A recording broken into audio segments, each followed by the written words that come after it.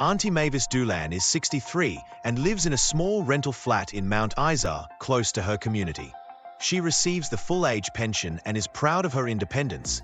But after experiencing some health challenges and a few falls, she reached out to my aged care for support. Aunty Mavis chose to access the new First Nations assessment pathway, which became available from the 1st of July 2025. This supported her to complete an aged care assessment through an organization that is culturally safe, trauma-informed, and better connected to appropriate services for Aboriginal and Torres Strait Islander people. Following this assessment, Aunty Mavis was approved for care under the Support at Home program, starting from the 1st of November 2025. As someone new to in-home care, Aunty Mavis is considered a new client and will begin receiving services directly under the new system. While relieved to have been approved, Aunty Mavis had some questions.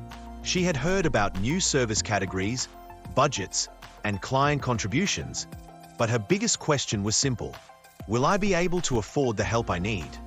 Because Aunty Mavis receives the full-age pension, she will be classified at the lowest contribution tier under the Support at Home framework. This means she will pay 5% of the cost of independent services. She will pay 17.5% of the cost of everyday living services, while clinical services will be fully funded, with no client contribution required. Aunty Mavis does not need to submit additional financial paperwork. Services Australia already holds her pension details, and her client contribution rates will be automatically applied. Trilogy Care will support Aunty Mavis with a clear care plan and budget tailored to her needs.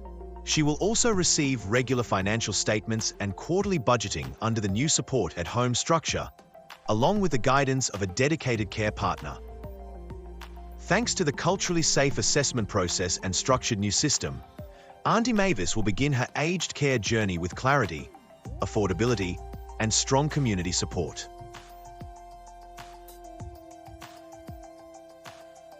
Bruce Martin is 81 and lives in Toowoomba with his daughter.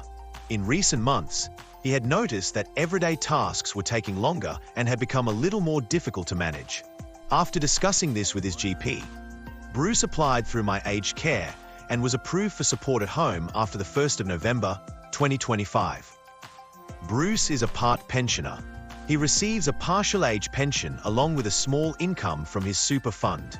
As he is entering the system for the first time, Bruce is considered a new client under the new Support at Home program. Bruce wanted to understand how the funding would work. As he said, "I just want to know what I'm getting and what I'm paying." Because Bruce is a part pensioner, he is placed in a moderate client contribution tier. This means he will not pay for clinical services, which will remain fully funded. For other services like personal care, cleaning and shopping support, Bruce will pay reasonable, fixed client contributions. His contribution level is set automatically, based on the means details already held by Services Australia, and he will not need to complete new paperwork unless his financial circumstances change significantly.